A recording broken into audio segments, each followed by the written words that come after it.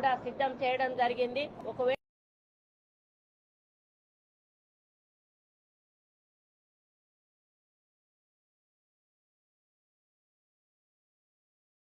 Corner meeting ఏర్పాటు చేయడం జరుగుతుంది బైక్ ర్యాలీ ద్వారా. లేదు అంటే మరి వచ్చే దారిలో రోడ్ వెంబడి ఎదురెళ్ళి కొంత దూరం నుంచి కూడా ఒక 2 కిలోమీటర్స్ ఆ రేంజ్ నుంచి బైక్ ర్యాలీతో సెంటర్లోకి తీసుకొచ్చి ఇక్కడ సెంటర్లో మీటింగ్ ఏర్పాటు చేయడం జరుగుతుంది. మాకు కన్ఫర్మేషన్ కూడా సీఎం ఫోన్ నుంచి రావడం జరిగింది. అందుకే పరీక్షించి ఒక స్థలము, అదేవిధంగా హెలిప్యాడ్ నిర్మాణం ఎలా జరుగుతుంది, ముఖ్య నాయకులను కూడా ఒకసారి పిలుచుకొని ఆదేశాలు ఇవ్వడం కోసం ఈ కార్యక్రమాన్ని ఏర్పాటు చేయడం జరిగింది. ఈ నియోజకవర్గం వచ్చి మరి పెద్దలు హనుమంత్ అన్న గారి పుత్రుడు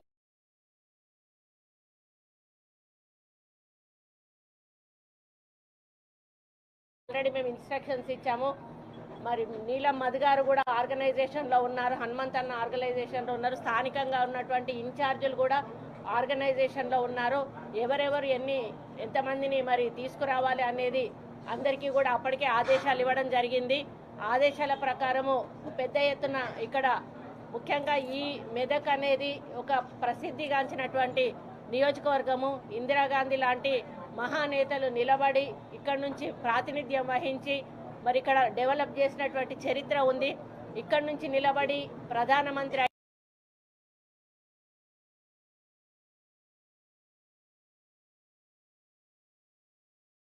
నేను, పెద్దలు హనుమంతరావు గారు, అందరి ఇన్ఛార్జీలతో పాటు ప్రతి ఒక్క ప్రజాప్రతినిధి, అదేవిధంగా క్యాండిడేట్ నీలం మధు అందరము కూడా కలిసి ఈ యొక్క సభను పెద్ద ఎత్తున విజయవంతం చేయడానికి కృషి చేస్తూ ఉన్నాము. ఇందులో ప్రతి ఒక్క కార్యకర్త కూడా భాగస్వాములు కావాలని, ఎందుకంటే ఒక్క మనిషి ఇంకొకరిని తీసుకొచ్చినా కూడా ఇద్దరు అవుతారు. ఆ విధంగా ఒకరికొకరు అంటూ మరి అందరం కూడా పెద్ద ఎత్తున ఇక్కడికి తీసుకురావాల్సిన అవసరం ఉంది. మొన్న కేసీ వేణుగోపాల్ గారు మీటింగ్ చెప్పినప్పుడు ఒకటే మాట చెప్పారు, మిషన్ 15 అంటే 15 మంది ఎంపీలను మనం గెలిపించాలి, దానికి మిషన్ 15 అని చెప్పి పేరు పెట్టారు. కాబట్టి అందులో మన మెదకు కూడా ఒకటిగా ఉండాలని చెప్పి నేను కోరుకుంటా ఉన్నాను. కాబట్టి అందరం కూడా పట్టుదలతో కృషి చేస్తే సాధించలేదు అంటూ ఏమీ లేదు. మనం అందరం కూడా కలిసికట్టుగా పనిచేసి నీలం మధును భారీ మెజారిటీతో గెలిపించడానికి మేమందరం కూడా కృషి చేస్తాము. కాబట్టి రేపు జరగబోయే సభ ప్రభావం తప్పకుండా నీలం మధు గెలుపు మీద పడేటువంటి అవకాశం ఉంటుంది, దాని ఎఫెక్టు. కాబట్టి మనం పెద్ద ఎత్తున ఈ సభను మనం జన సమీకరణ చేసి విజయవంతం చేసినట్టయితే మరి మన గెలుపు దిశగా మన క్యాండిడేట్కు ముందు పోయేటువంటి అవకాశం ఉంటుంది. కాబట్టి రేపు వారి నామినేషన్తో పాటు రేవంత్ రెడ్డి గారి బహిరంగ సభ పెద్ద ఎత్తున జరగబోతుందని సందర్భంగా తెలియజేస్తూ మరి ఇక్కడ స్థానికంగా ఆర్గనైజ్ చేసేటువంటి నాయకులు మరి హనుమంతరావు గారు వారు పూర్తిగా వివరంగా ఈ యొక్క కార్యక్రమం గురించి చెప్పాల్సిందిగా వారిని విజ్ఞప్తి చేస్తా ఉన్నాను.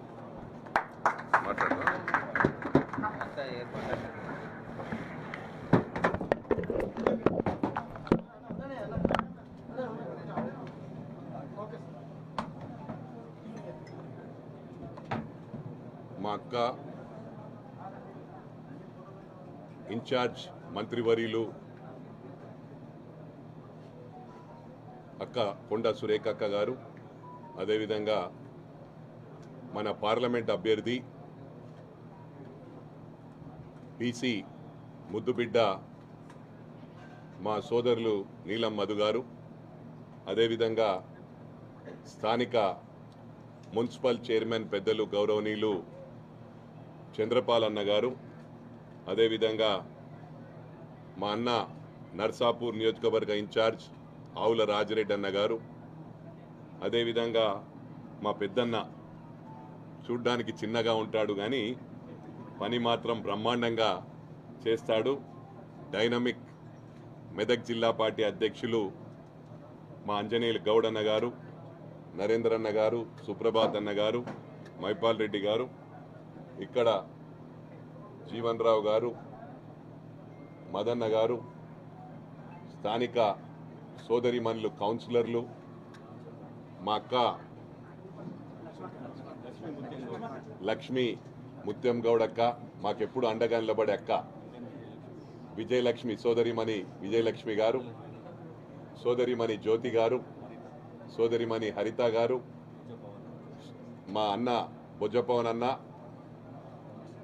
ఇక్కడికి విచ్చేసిన పత్రికా సోదరులకు, ఎలక్ట్రానిక్ మీడియా సోదరులకు, కాంగ్రెస్ కుటుంబ సభ్యులకు, ప్రతి ఒక్కరికి కూడా పేరు పేరున నా హృదయపూర్వక నమస్కారాలు తెలియజేస్తా ఉన్నా.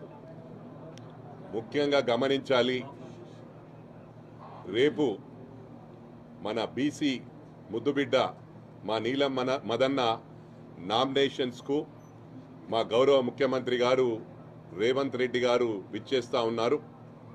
మరి ఇక్కడ ప్రజానికానికి, పార్లమెంట్ కుటుంబ సభ్యులందరికీ కూడా విజ్ఞప్తి చేస్తా ఉన్నా, మీరందరూ కూడా రేపు వచ్చి మా సభను విజయవంతం చేయాలని చెప్పి కూడా విజ్ఞప్తి చేస్తా ఉన్నా. ఒకటి గమనించాలి, బీసీల ఐక్యత చాటుకోవాల్సిన అవసరం ఉంది. నేను as a forward caste candidate చెప్తా ఉన్నాను, బీసీలకు అవకాశం చాలా తక్కువ దొరుకుతుంది. కాంగ్రెస్ ఈరోజు ఇస్తా ఉంది, అది గుర్తుంచుకోవాలి. ఒకప్పుడు నేను చెప్పొద్దు కానీ ఎన్టీ రామారావు గారు స్టార్ట్ చేశారు, అంతకు మునుపు ఇంద్రమ్మ గారు, తర్వాత మధ్యలో పట్టించుకున్న పాపాన పోలేరు ఏ పార్టీలు కూడా. ఒకటి ముఖ్యంగా గమనించాలి, నీలం మదన్ అని గెలిపించుకుంటే మీకు అండగా ఉంటాడు, మీకు అర్ధరాత్రి పిలిస్తే వస్తాడని చెప్పి పలికే వ్యక్తి నీలం మదన్న అని చెప్పి ఈ సందర్భంగా తెలియజేస్తా ఉన్నా.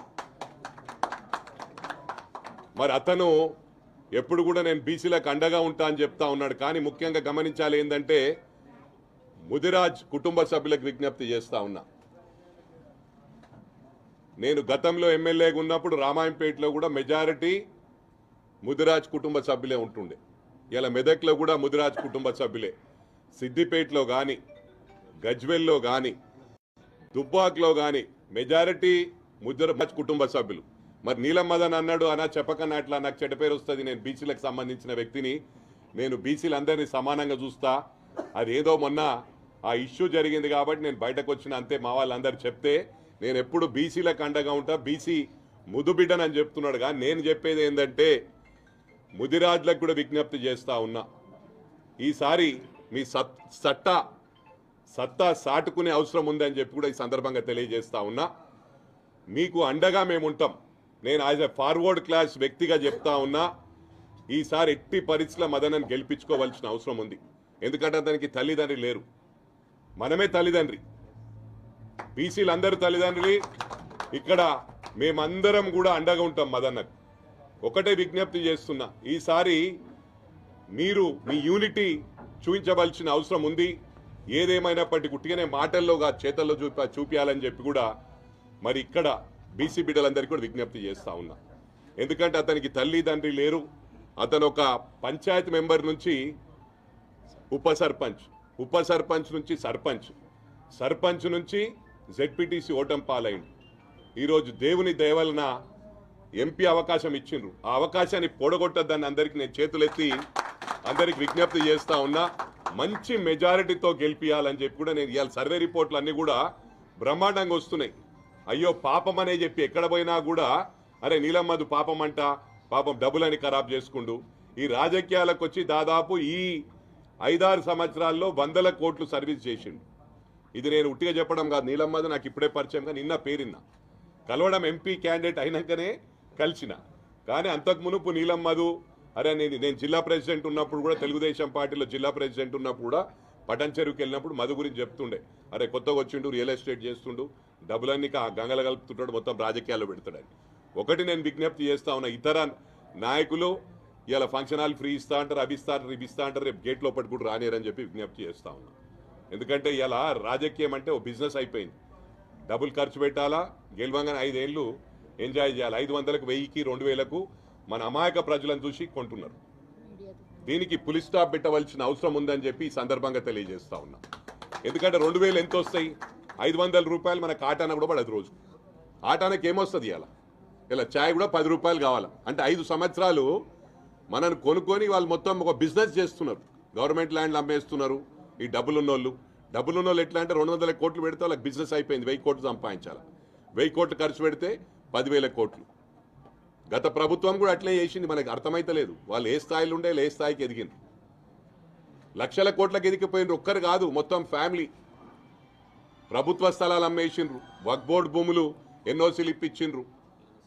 అసైన్మెంట్ భూములు బెనామీ పేర్ల మీద పాస్బుక్లు ఇప్పించిండ్రు. హైదరాబాద్లో ప్రైమ్ ప్రాపర్టీస్ అమ్మేసిండ్రు. అవి అమ్మేసినవి కాక లక్షల కోట్లు అప్పు చేసిండ్రు. ఆ లక్షల కోట్లు అప్పు చేసింది కాక లక్షల కోట్లు సంపాదించుకుండ్రు.